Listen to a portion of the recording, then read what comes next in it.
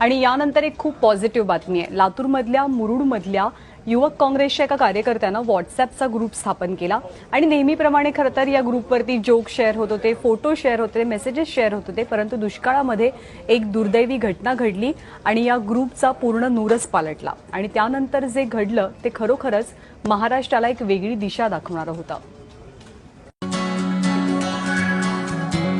नेहमीप्रमाणे मुरुड युवा ग्रुपवर जोक्स आणि फोटो शेअर व्हायचे। जानेवारीत विजय जाडकर नावाच्या उच्च शिक्षित तरुणानं आत्महत्या केल्याची पोस्ट पडली। शोकाकुल ग्रुपवर तातडीनं कुटुंबासाठी मदतीचं आवाहन झालं। तिसऱ्या दिवशी 50,000च्या मदतीतून जाडकर कुटुंबाला 5 शेळ्या देण्यात आल्या।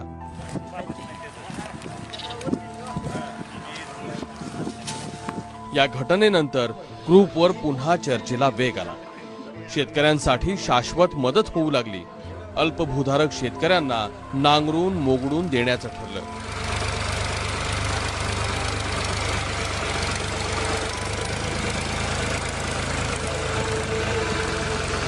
ग्रुपनं तब्बल 600 शेतकऱ्यांची 2000 एकर जमीन पेरणी योग्य केली।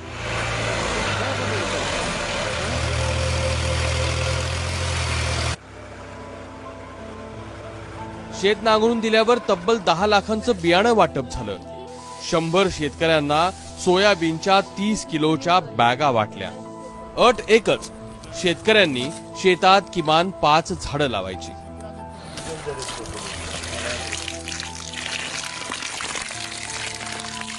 आणि एवढं मोठं त्यांनी योगदान दिलंय मला की मी त्या ह्याच्यावर मी आज उभा राहू शकलो एक शेतकरी म्हणून।